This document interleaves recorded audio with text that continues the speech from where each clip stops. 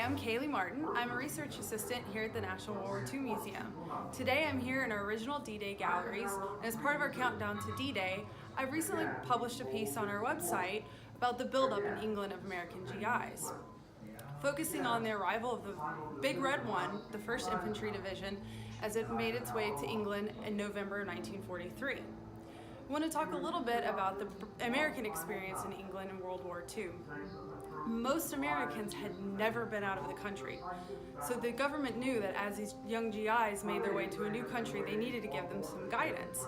So one of the things they gave them was tips for Americans in Britain. It was some things funny, like the favorite British place to get together was a pub. That was their best form of entertainment. But there were also serious things that they advised GIs on.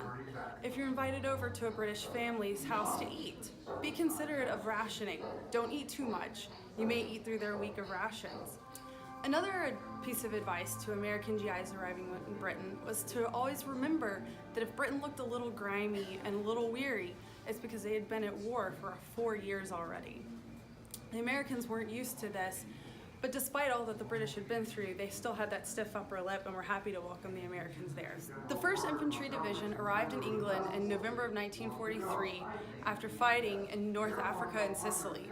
They had landed in North Africa in November of 42 and fought through until the end of the Tunisian campaign. They were hopeful that they would get a rest, but they were destined to lead the crusade into Europe and land on Omaha Beach on June 6, 1944.